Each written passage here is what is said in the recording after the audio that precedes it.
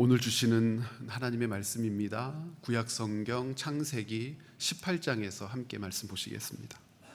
18장 16절부터 25절까지만 읽겠습니다. 여러분 33절까지 오늘 다루기는 하겠지만 꼭 따로 읽어주시기를 부탁드립니다. 한 절씩 나누어서 읽지요.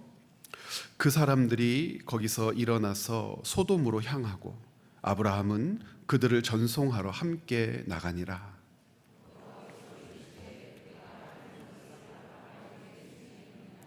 아브라함은 강대한 나라가 되고 천하 만민은 그로 말미암아 복을 받게 될 것이 아니냐.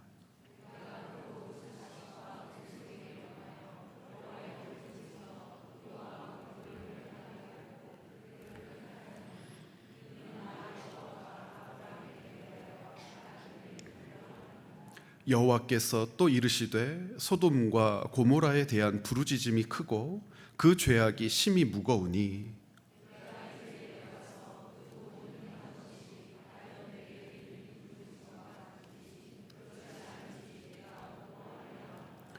그 사람들이 거기서 떠나 소돔으로 향하여 가고 아브라함은 여호와 앞에 그대로 섰더니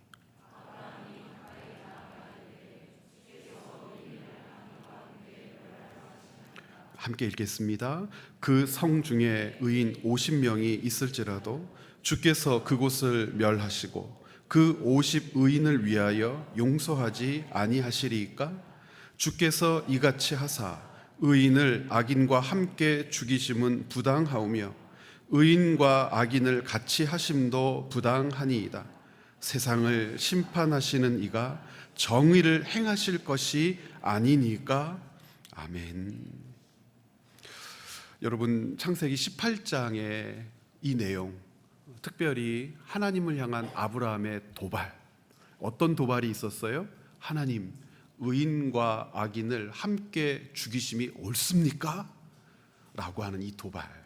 이 도발이 무엇을 뜻하는지 이해하려면 창세기의 흐름을 놓치시면 안 됩니다. 12장부터 한번 생각을 한번 해보십시오. 아브라함을 부르시죠. 아브라함을 복이라 칭하십니다. 아브라함은 어떻게 합니까? 하나님의 칭하심을 뒤로하고 자기의 판단과 자기의 지식을 조차 애굽으로 내려갔다가 큰 곤고를 당하고 다시 하나님의 도우심으로 가나안 땅으로 돌아오게 되죠. 13장에서는 어떤 일이 있죠? 그것이 교훈이 되어 아브라함이 스스로 자기가 있을 곳이 어딘지를 분명히 확신하게 됩니다. 조카 롯과 결별하지요.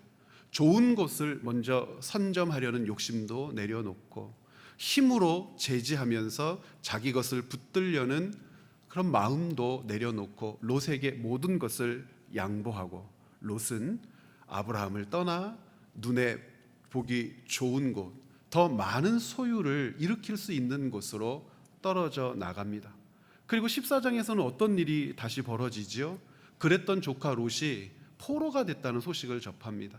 메소포타미의 4개 나라, 그돌라오멜이라고 하는 왕을 중심으로 했던 그 나라가 가나안 땅을 오랜도록 괴롭혔죠. 식민지로 삼았다가 그 식민지가 반발을 합니다. 소돔과 고모라를 중심으로. 그래서 자유를 얻겠다고 조공을 갖다 바치지 않았다가 그돌라오멜과 4개국 연합국이 다시 침공해서 소돔과 고모라를 비롯한 가나안 땅을 다시 점령하고 사람들은 노예로 끌어가고 모든 진귀한 것들은 전리품으로 취했던 아브라함이 거기서 분연히 떨치고 일어나서 그돌라오멜을 물리치고 조카 롯과 소돔 사람들을 구했다는 이야기가 나옵니다. 이 14장에서 핵심은 그렇게 전쟁에서 승리했던 아브라함이 자기의 권리를 내려놓지요. 어떤 권리를 내려놓습니까? 전리품을 취할 권리. 어떻게 하면 이 전리품을 더 많이 가질까 고민했던 아브라함이 아니라 그 권리를 내려놓습니다. 이유는 한 가지입니다. 소돔과 고모라 왕 때문에 내가 부자가 됐다는 소리 듣고 싶지가 않다. 나는 하나님의 사람이고 하나님이 나를 책임지시는데 어떻게 소돔 왕 때문에 내가 부자가 됐다는 소리를 듣겠느냐. 그런 아브라함을 하나님이 찾아오시는 장면이 15장입니다. 15장에서 하나님이 이렇게 말씀하세요. 1절 말씀 보시겠습니까? 이후에 여호와의 말씀이 환상 중에 아브라함에게 임하여 이르시되 아브라함아 두려워하지 말라. 나는 네 방패요 너의 지극히 큰 상급이라. 자기의 권한을 내려놓았던, 전리품을 취하지 않았던, 하나님만이 내 상급이라고 고백했던 하나님에게 하나님은 응답하시는 듯 보입니다. 그래 아브라함아, 나는 너의 방패고 나는 너의 상급이다. 자, 그러면 아브라함이 그 다음에 뭐라고 할 것 같습니까? 하나님 감사합니다. 당신은 나의 상급이시요 나의 방패십니다. 당연한 수순일 것처럼 보이잖아요. 그렇지 않습니까? 그런데 이 15장 2절을 읽어보면 생뚱맞습니다. 아브라함이 하나님께 뭐라고 하는지 같이 한번 읽어볼까요? 아브라함이 이르되 주 여호와여 무엇을 내게 주시려 하나이까? 나는 자식이 없사오니 나의 상속자는 이 다메섹 사람 엘리에셀이니이다. 나는 너의 방패요 나는 너의 상급이다. 하나님, 나한테 주신 게 없습니다. 자식 주시겠다고 하셨지만 저는 자식이 없어서 이 다메섹 사람에게 내 모든 것을 물려주려고 합니다. 이 생뚱맞은 대답을 해요. 그러면서 3절에 이렇게 얘기를 합니다. 아브라함이 또 이르되 주께서 내게 씨를 주지 아니하셨으니 내 집에서 길린 자가 내 상속자가 될 것입니다. 하나님께서 내게 약속하셨지만 그 약속을 지키지 않으시니 어쩌겠습니까? 저도 살 길을 찾아야지요. 어떤 장면하고 닮았습니까? 기근이 찾아왔을 때 가나안 땅에 머물지 못하고 판단하는 거지요. 더 좋은 것을 확인하는 거지요. 그리고 가나안 땅을 벗어나서 애굽 땅으로 내려가지 않습니까? 그때 상황과 똑같습니다. 심증으로 확정했어요. 야, 이제 나는 자녀에게 내 것을 상속하지 못할 거야. 이 엘리에셀에게 내 모든 것을 줘야겠다. 하나님은 이때 언약을 갱신하십니다. 여러분, 갱신이라고 하는 말은 내용을 바꾼다는 뜻이 아니에요. 많이들 그렇게 오해하시거든요. 여기서 갱신하신다는 것은 성경의 반복적인 질문에 대하여 하나님이 답변하신다는 겁니다. 성경은 지금 무엇을 우리에게 보여주고 있어요? 아무리 꼼꼼하게 살펴봐도 아브라함은 하나님의 언약의 상대가 될 수 없다는 것을 보여줘요. 무슨 뜻이냐면 하나님이 약속하셨다면 이루실 거니까 이루실 때까지 믿으면 되는데 우리 이렇게 쉽게 생각하지 않습니까? 그런데 아브라함은 하나님을 믿지를 않아요.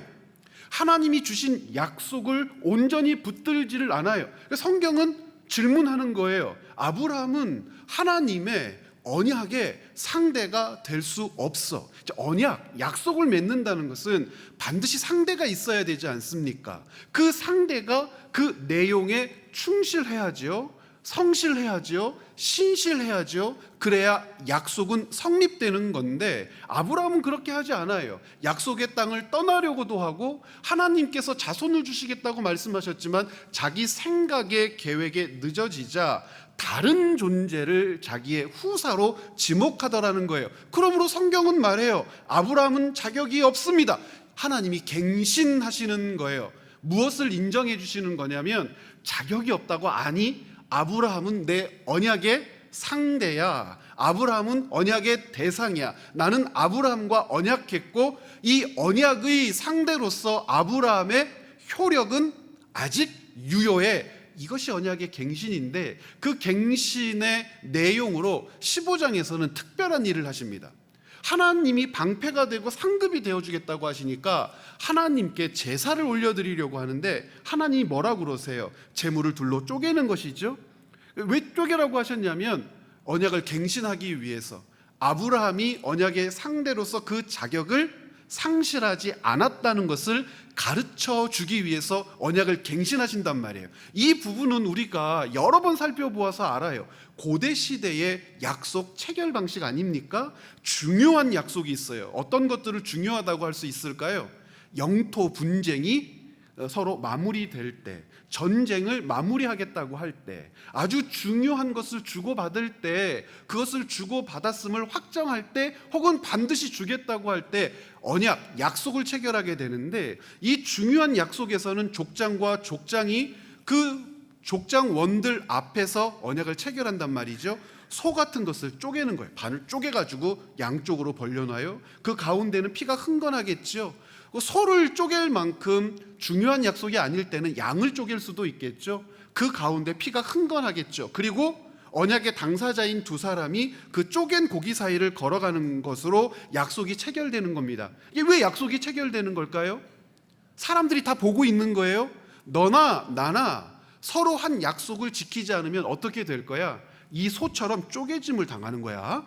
알겠지? 그러니까 이 약속 체결은 반드시 지키겠다는 약속 체결이란 말입니다. 자, 그러면 쪼갠 고기 사이로 누구와 누가 지나가야 되는 겁니까? 하나님과 아브라함이 지나가야 되는 거죠. 그런데 어떤 일이 벌어지냐면 15장 17절부터 18절 이렇게 되어 있어요. 해가 져서 어두울 때에 연기 나는 화로가 보이며 타는 횃불이 쪼갠 고기 사이로 지나가요. 그럼 아브라함은 뭐 했을까요? 옆에서 그 광경을 지켜보는 거죠. 무슨 뜻이냐면 아브라함은 쪼갠 고기 사이를 지나갈 수가 없어요. 쪼갠 고기 사이를 지나가면 어떻게 되는 거죠? 너나 나나 약속을 지키지 않으면 어떻게 되는 거니까요? 이 고기처럼 쪼개지는 거니까. 재미있게도요, 이런 언약 갱신이 일어나고 나서 16장에 어떤 일이 벌어져요? 아브라함이 사라의 요청으로 하갈을 첩으로 맞아 자식 이스마엘을 낳았다. 15장에서 뭐가 있었다고요? 쪼갠 고기 사이에 언약이 있었다고요. 아브라함이 쪼갠 고기 사이로 지나갔으면 어디서 쪼개지는 거예요? 16장에서 쪼개지고 17장부터는 안 나오는 거예요. 아브라함은 지나가지 않아요. 하나님만 지나가요. 이건 어떤 의지라고 하기도 그렇죠. 어떤 확신을 우리에게 보여주시는 겁니까? 아브라함은 내 언약의 대상이고, 아브라함과 맺은 언약은 어떻게 되리라는 분명한 확신이에요. 성취되리란 하나님의 분명한 확신을 보여주는 거예요. 그런데 놀라운 건 아브라함의 수준이 그 언약을 지킬만 해서 아브라함이 하나님을 신실히 붙들 수 있는 존재니까 아브라함은 절대 이 언약으로부터 떠나지 않아서 하나님께서 맺으신 언약을 끝까지 붙들어 낼 거니까 이 언약이 지켜진다는 뜻이 아니라 누구에 의하여 지켜진다는 거예요. 하나님에 의하여만 지켜질 수 있는 언약이라고 하는 것을 보여줘요. 그러니까 너무나 분명하게 보기 좋게 아브라함은 16장에서 또 무너지더라는 거예요. 재미있는 것은 16장 16절에 아브라함의 나이를 굳이 밝혀요. 뭐라고 밝힙니까? 우리 같이 한번 읽어볼까요? 하갈이 아브라함에게 이스마엘을 낳았을 때에 아브라함이 86세였더라. 왜 그런 줄 아세요? 86세라고 왜 밝힐까요? 한 10년 안에 있었던 일이에요. 12장부터 16장까지가. 그리고 17장이 이렇게 시작됩니다. 1절 같이 한번 읽어봅니다. 아브라함이 99세 때에 여호와께서 아브라함에게 나타나서. 자, 16장과 17장 사이에는 몇 년의 간극이 있습니까? 13년의 간극이 있어요. 하나님도 때때로 삐지시는구나. 침묵하신 거예요. 화가 나셨을 것 같아요. 속상하셨을 것 같아요. 15장에서 언약을 갱신하여 아브라함을 붙드셨지만 아브라함은 16장에서 하갈을 취하여 이스마엘로 자기의 언약의 계보를 스스로 잇겠다고 행동했어요. 하나님은 아니라고 말씀하셨지만 아브라함과 사라를 통하여 언약의 계보를 잇게 하겠다고 말씀하셨는데 아브라함이 생각할 때 제일 좋은 방법은 사라의 요청을 받아들이는 방법이라고 판단하는 거죠. 하나님은 13년간의 침묵으로 아니라고 말씀하신 겁니다. 아니라고. 그러면서 하나님 당신을 뭐라고 소개하세요? 나는 전능한 하나님이라. 너는 내 앞에서 행하여 완전하라. 이 대목에서 이제 깨닫게 되는 것이 있습니다. 무엇을 깨닫습니까? 하나님께서 아브라함과 맺으신 언약이라고 하는 것은 쌍방의 신뢰로 유지되는 협약이 아니구나. 약속은 원래 쌍방의 신뢰로 유지되는 협약이잖아요. 그런데 하나님께서 맺으신 언약은 쌍방의 신뢰로 유지되는 협약이 아니에요. 친한 목사님이 저랑 협약을 맺으셨어요. 작년쯤에 어떤 협약을 맺으셨냐면 저 은퇴하면 이쪽 지역에 땅이 부모님이 주신 땅이 많은데 200평을 주시겠대요. 협약이죠. 쌍방의 신뢰로 유지되는 협약이 되려면 어떻게 해야 됩니까? 돼봐야 알죠? 돼봐야 알죠. 그럼 또 어떻게 하면 됩니까? 계약서를 써야 되겠죠? 우리 목사님 계약서를 써주시기를 부탁드립니다. 아마 안 쓰실 거예요. 근데 하나님이요, 아브라함에게 계약서를 써주세요. 반복해서 계약서를 써주세요. 쪼갠 고기 사이를 지나시며 계약서를 써주시는 거예요. 그리고요, 13년 동안 침묵하시고 13년 동안 마음 아파하신 하나님이 99세에 나타나셔서 또 계약서를 써주시는데 그것이 할례입니다. 하나님께서 말씀하시고 보여주신 것이 있다면 할례는 몸에 갖게 하신 언약의 흔적이에요.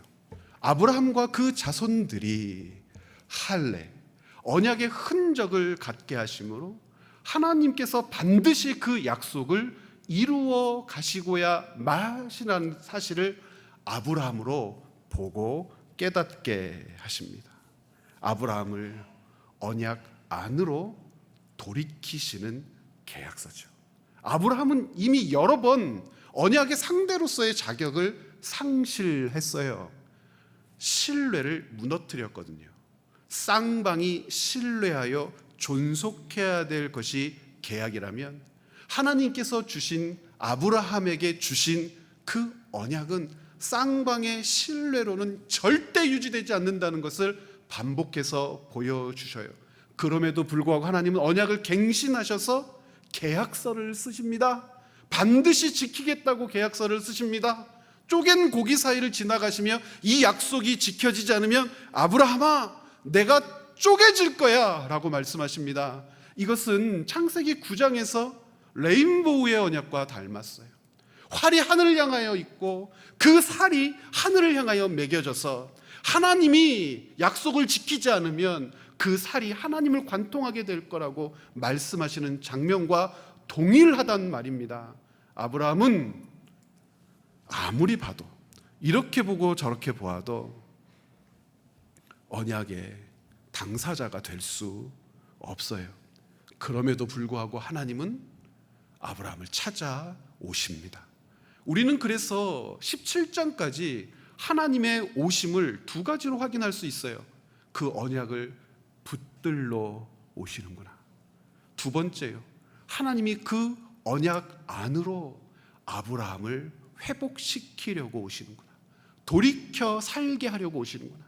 도대체 아브라함이 뭐라고 그 언약을 지킬 만한 신실함도 없고 믿음도 없고 성실함도 없고 눈에 보이는 환경에 따라 하나님의 언약을 멀리했다, 가까이했다, 무너뜨렸다, 사랑했다, 미워했다 반복하는 그가 무엇라고 붙드시고 다시 언약 안으로 들어오도록 그를 회복시키는 걸까? 그리고 그것도 부족해서 오늘 우리가 읽은 창세기 18장의 본문, 하나님이 아브라함을 또 찾아오십니다. 자, 이 앞에 있는 이야기까지 들으면서 18장을 읽으면 하나님의 찾아오심이 무엇인지 이제 가늠할 수 있게 돼요. 어떤 가늠이냐? 18장 1절 보시겠습니까? 어제 읽으셨을 텐데, 여호와께서 만물의 상수리 나무들이 있는 곳에서 아브라함에게 나타나시니라. 날이 뜨거울 때에 그가 장막문에 앉아 있다가 눈을 들어본즉 사람 셋이 맞은편에 서 있는지라. 그가 그들을 보자 곧 장막문에서 달려가 영접하며 몸을 땅에 굽혀. 이 장면을 막 강조하시는 분들이 있어요. 환대했다는 거예요. 아브라함을 이렇게 환대하고 손님을 영접하는 그 착한 마음, 소중한 마음 얼마나 귀하겠느냐, 그런 거 아니죠. 여러분, 중세 근동에서 지나가는 나그네를 대접하지 않으면 어떤 일이 벌어집니까? 느지막하게 왔는데 자기 집에 들이지 않으면 광야에서 물려 죽는 거예요. 늑대에게, 곰에게, 사자에게. 그러니까 영접해야 되는 게 이게 룰이에요. 낮에 한낮에 뜨거울 때 자기 집에 도착한 나그네를 영접하지 않으면요, 지금처럼 편의점 가서 생수 사 먹을 수 있는 시대입니까? 아무 데나 땅 파면 물이 나오는 그런 땅입니까? 아니란 말이에요. 사람이 사는 곳을 만났다는 것은 한낮이나 혹은 오후에 생명을 보존하게 되었구나, 내가 죽지 않는구나 라고 하는 큰 기쁨이며 위로일 거예요. 근데 그런 사람들을 영접하지 않고 그런 사람들을 물리쳐요? 그런 일은 없어요. 그래서 근동에서 손님은 소중한 것인데 이 집이 아니면 이 사람은 죽는 거예요. 그래서 환대하는 거예요. 아브라함이 어떤 다른 사람보다 더 뛰어나고 착하고 뭔가 마음이 넓어서 그런 게 아니고요. 아브라함도 광야를 지나다가 어느 지역을 만나면 그곳에 있는 사람들이 아브라함을 이렇게 영접했을 거란 말입니다. 그런데 중요한 것은, 그래서 아브라함의 환대에 이 메시지의 중심이 있는 것이 아니라 하나님의 오심에, 찾아오심에 이 메시지의 중심이 있어요. 물어야죠. 하나님은 왜 다시 찾아오셨을까? 할례를 받게 하셨잖아요. 언약의 증표를 품었잖아요. 그 불신의 자리에 할례를 베푸신 하나님이, 그것이 뜻하는 것이 무엇인지를 이제 가르쳐 주시고 성취케 하시려는 목적이 분명히 있죠. 그런데 어떤 일이 벌어집니까? 불신의 자리에 찾아오셔서 이삭의 탄생을 알리시지 않습니까? 오랜 기다림 끝에 하나님께서 그 언약의 성취를 주시겠다고 말씀하시죠. 그때 어떤 일이 벌어져요? 창세기 18장 12절 같이 한번 읽어봅니다. 사라가 속으로 웃고 이르되 내가 노쇠하였고 내 주인도 늙었으니 내게 무슨 즐거움이 있으리요? 뭐 했다고 그래요? 웃었다 그래요. 그때 하나님께서 창세기 17장 1절에 뭐라고 말씀하셨습니까? 기억하시죠? 조금 전에 말씀드렸으니까 나는 전능한 하나님이라. 그런데 18장 14절에 다시 말씀하세요. 여호와께서 능하지 못한 일이 있겠느냐? 기한이 이를 때에 네가 내게로 돌아오리니 사라에게 아들이 있을 것이다. 89세, 이제 90세의 아들을 얻게 되는 것이고, 아브라함은 100세의 아들을 얻게 되는 것이죠. 이 하나님의 찾아오심으로 말미암아 아브라함 그 다음까지 하나님의 계획을 듣게 됩니다. 소돔과 고모라에 대한 이야기입니다. 이 소돔과 고모라에 대한 이야기를 앞에 있는 이 이야기들과 묶어서 이해한다면 가장 중요한 장면에서 여러분들이 확인할 수 있는 것이 있겠죠. 어떤 장면들이 여러분들 안에서 분명하게 확인됩니까? 같이 한번 읽어볼까요? 조금 전에 읽었던 25절 말씀입니다. 18장 25절 한 번만 더 띄워주시겠어요? 같이 한번 읽어보겠습니다. 주께서 이같이 하사 의인을 악인과 함께 죽이심은 부당하오며 의인과 악인을 같이 하심도 부당하니이다. 세상을 심판하시는 이가 정의를 행하실 것이 아니니까. 여러분 어때요? 앞에 있는 이야기들을 전제로 해서 하나님께 말씀을 드리고 있는 아브라함의 이 요청이 어떻게 이해되십니까? 야, 이 사람 진짜 멋지네. 1번, 이야 정의롭네.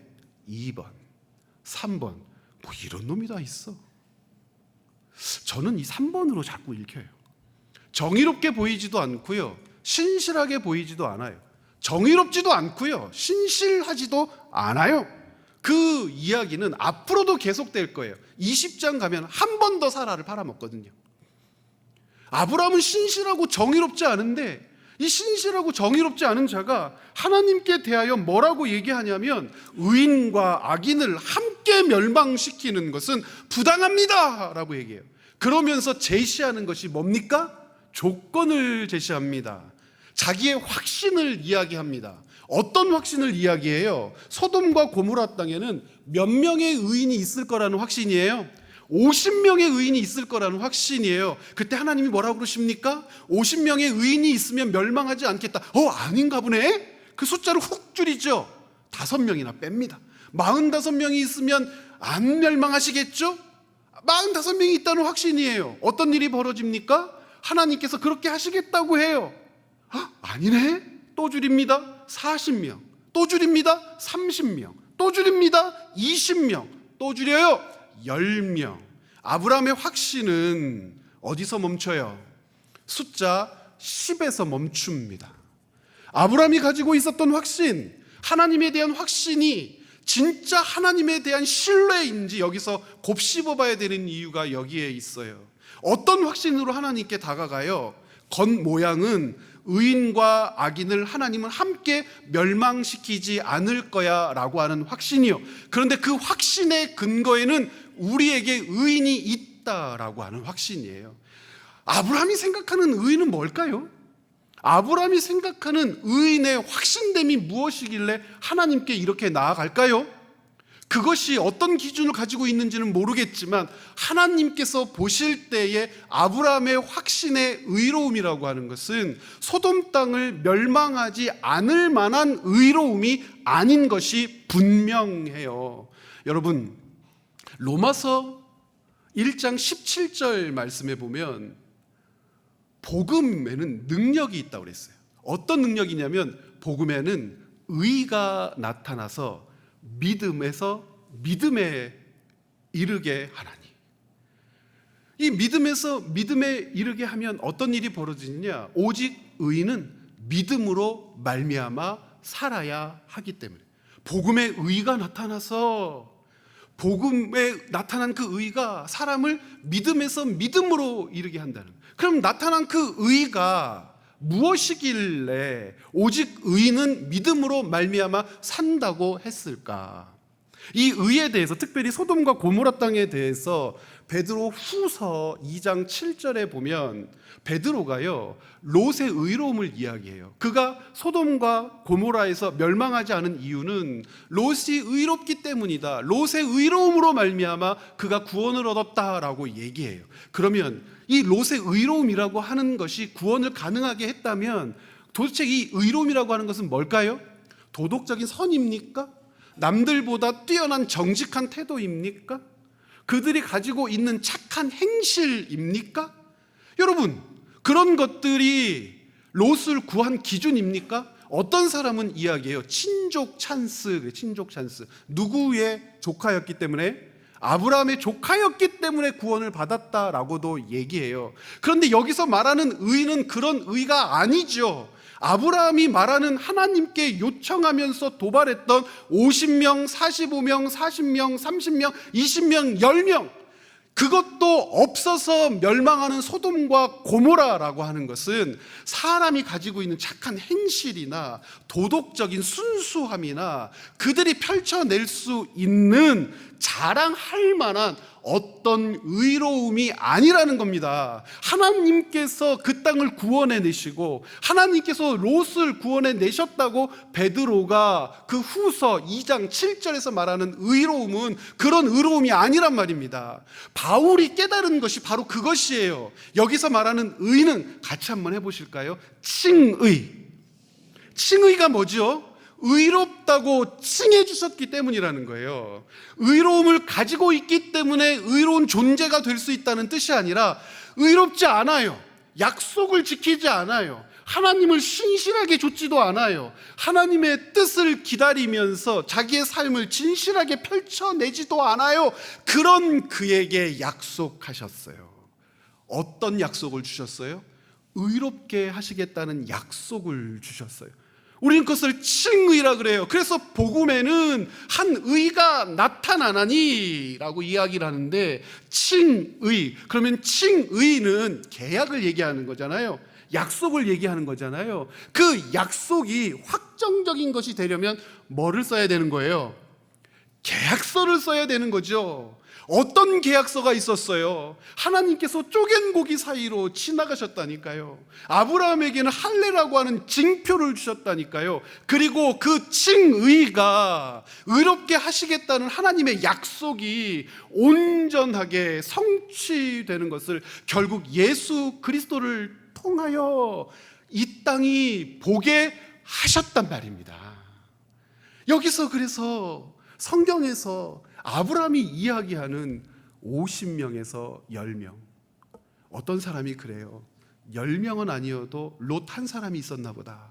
아니면 적어도 10명인데 10명을 채우지 못한 한 7, 8명은 있었나 보다가 아니고요. 그 땅을 구원할 의가 없어요. 이것이 창세기에서 진단하는 소돔과 고모라 땅의 실제입니다. 그래서 18장 32절 말씀이 서글프지요. 같이 한번 읽어볼까요? 아브라함이 또 이르되 주는 노하지 마옵소서. 내가 이번만 더 아뢰리이다. 거기서 10명을 찾으시면 어찌하려 하시나이까. 이르시되 내가 10명으로 말미암아 멸하지 아니하리라. 이것이 아브라함이 가지고 있었던 인간의 확신의 한계입니다. 어디서 멈춘다고요? 10명에서 멈춰요. 10명에서 멈춘다는 것은 100명이 없다는 뜻이에요. 1000명이 없다는 뜻이에요. 10,000명이 없다는 뜻이에요.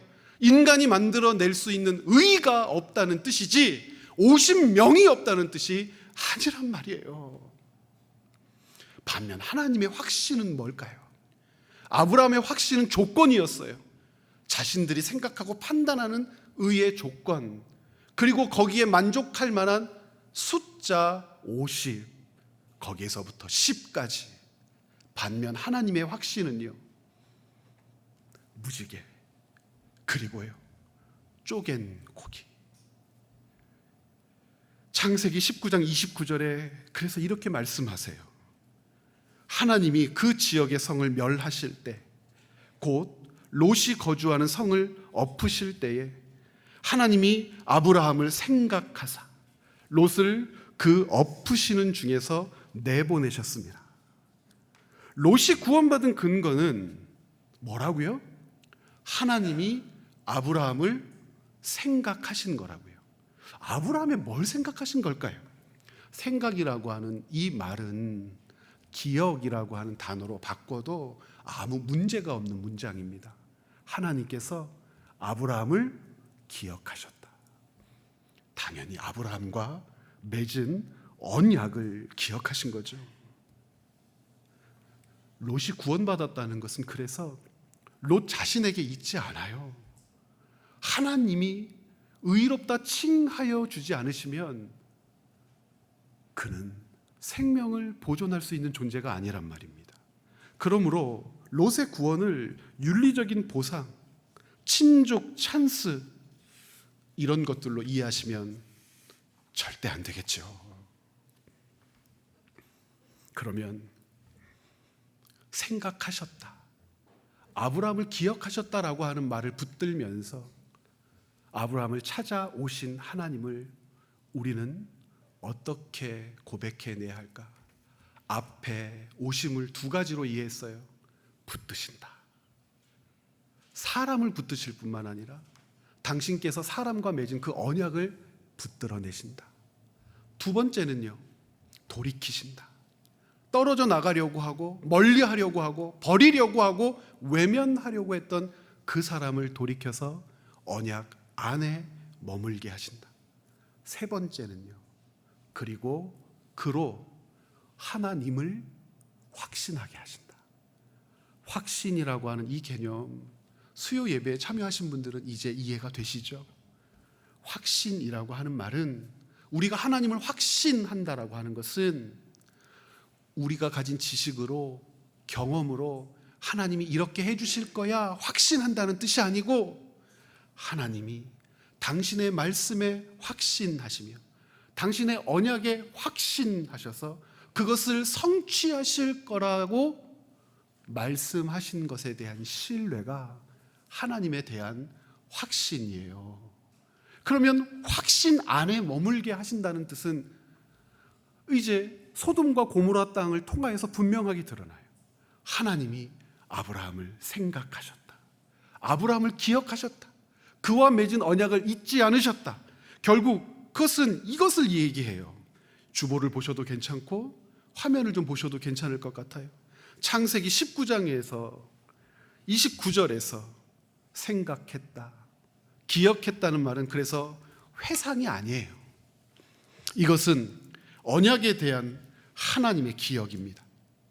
하나님은 아브라함과 맺은 언약을 기억하셨고 그 언약의 효력이 멸망의 현장에서도 작동되고 있다는 사실을 보게 하시는 겁니다.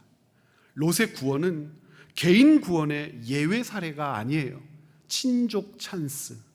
소돔 땅에 있는 모든 사람들 중에서 의로운 한 사람이었기 때문에 구원받은 것이 아니고, 예외 사례가 아니고, 언약이, 즉 하나님의 약속이 쪼갠 고기 사이를 지나가시면서 붙들어 내신 아브라함과 맺으신 하나님의 그 거룩한 뜻이 죄악된 세상 한복판에서 어떻게 능력으로 작동할 수 있는지를 보게 하신 거란 말입니다.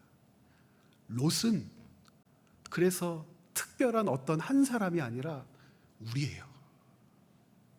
하나님의 언약의 붙듦, 하나님의 언약의 돌이킴, 하나님의 언약의 확신이 그 죄악된 세상에서 한 사람을 어떻게 끝까지 붙들어 구원해낼 수 있는지를 성경을 통하여 우리에게 보여주시는데, 실제 그 사건을 우리에게 목도하게 하심으로 우리를 구원해내시고 우리를 하나님의 백성 삼으신 것이 하나님의 어떤 힘과 어떤 능력의 발휘인지를 우리에게 깨닫게 하시더라는 거예요. 쪼갠 고기 사이를 지나가신 하나님의 의지를 꺾을 수 있는 것들은 이 세상에 존재하지 않는다는 거예요. 소돔과 고모라 땅과 지금 우리가 살고 있는 땅 중에 어디가 더 악한 것 같아요, 여러분? 여러분 생각해 보십시오. 그때는 트럼프 없었어요. 한번 곰곰이 생각을 한번 해보십시오. 소돔과 고모라 땅 중에서, 그리고 이 땅 중에서 어디가 더 악합니까? 우리가 살고 있는 삶의 현장만을 보고 있으니까 별것 아닌 것처럼 보이지만 얼마나 탐욕스럽습니까? 얼마나 저질스럽습니까? 얼마나 쓰레기처럼 더럽습니까? 욕심을 채울 수 있다면 온갖 거짓말로 속이되 피싱 범죄에서 자유로우신 분들 여러분들 계세요? 전화 한 통도 요즘에는 자유롭게 받지를 못해요. 모르는 전화번호는 안 받는 게 상책이라고 이야기해요. 전화 한 통마저도. 친한 친구요? 친한 친구가 뭐요? 이웃이요? 장사하는 사람이요? 제일 좋은 거야 라고 팔지만 아차 걸렸구나. 우리는 그런 세상을 살아요. 단순하게 경제 논리만 그렇습니까? 아니잖아요. 수십, 수백, 수천의 사람들을 길거리에서 총으로 쏴 죽여요. 그 권력을 지키기 위해서. 움직이면 발포한다는 거예요. 움직이면 발포한다. 이란 땅에서 우리가 지금 보고 있는 안타깝고 고통스러운 현장 아닙니까? 자유를 이야기하고 히잡 쓰지 않겠다는데, 이제 왕정 정치 싫다는데 그렇게 요청하고, 왕정 정치하고 신정 정치요 싫다고 요청하는 사람들을 그냥 총으로 쏴 죽여요. 탱크 같은 걸로 그냥 밀어버려요. 수십 년 전에 우리 광주 땅에서도 그런 일들 봤어요. 사람이 그런데요, 그렇게 악한데요, 언약이 무슨 소용이냐 그래요. 교회는 뭐하러 다니냐 그래요. 하나님을 믿으면 떡이 생기냐 밥이 생기냐 그래요. 생명이 생겨요. 죄악된 세상에서, 그 극악한 세상에서 하나님의 언약이 미치는 효력은 분명하다. 롯을 바라보시며 급하게 재촉하시며 그 땅에서 그를 붙드시며 그를 살리신 하나님이 소돔과 고모라 못지않은, 아니 더 악하고 저질스러운 이 땅에서 우리를, 롯과 같은 우리를 당신의 언약을 기억하사 생각하사 붙드사 구원해 내고야 마신다는 복음이 창세기 18장 소돔과 고모라의 이야기예요. 소돔과 고모라의 얘기를 읽으면서 동성애하면 안 돼, 다 망하는 거야, 이거 가르쳐 주려고 하시는 걸까요? 성적으로 타락한 자들은 하나님이 싫어하셔. 성적인 타락만 싫어하십니까? 그거 말씀하려고 하시는 거예요? 이야, 이 더럽고 추잡한 놈들이 다 있네. 더럽고 추잡함은 아마 지금이 더 심할걸요. 그런데 그 복음이 능력 있냐고 묻는 사람들에게 그리고 우리에게, 의심하는 우리에게 하나님을 향한 믿음의 신뢰를 지켜내지 못하는 우리에게 우리가 지켜내는 믿음이 아니요 복음에서 나타난 의가 이르게 하는 믿음이니 바울의 진술이죠. 복음에는 한 의가 나타나서 믿음에서 믿음에 이르게 하나니 오직 의는 믿음으로 말미암아 살리라. 믿음에 대한 논쟁이 그래서 생길 수밖에 없어요. 사람이 지식과 경험으로 갖게 된 신뢰의 단계가 아니요 쪼갠 고기 사이를 지나시며 놓지 않으시는 하나님의 뜻이 우리에게 주어진 의요 믿음이라면 오늘도 그 믿음 안에서 우리를 칭의, 의롭다 하신 하나님은 멸망의 땅 소돔에서 롯을 구해내신 것처럼 멸망의 땅, 희망 없는 땅, 슬프고 고통스러운 이 땅에서 우리를 하나님 나라 백성답게 살도록 끝까지 붙들어 내실 줄 믿습니다. 이것이 창세기 18장 소돔과 고모라를 바라보시며 아브라함에게 찾아오신 하나님의 말씀의 의미입니다. 오늘도 이렇게 말씀으로 우리를 찾아오시죠. 찾아오셔서 여러분들을 붙들어 주실 겁니다. 여러분들을 말씀 안으로 돌이키실 겁니다. 그리고 이 예배 현장에서처럼 다시 그 언약의 확신 가운데 머물도록 우리를 위하여 이 땅에서 일해 주실 겁니다. 그 하나님과 함께 동행하고 그 하나님께서 주시는 은혜로 여러분들에게 주어진 일상을 능력 있게 살아내시기를 오늘도 부탁드립니다. 함께 기도하시겠습니다.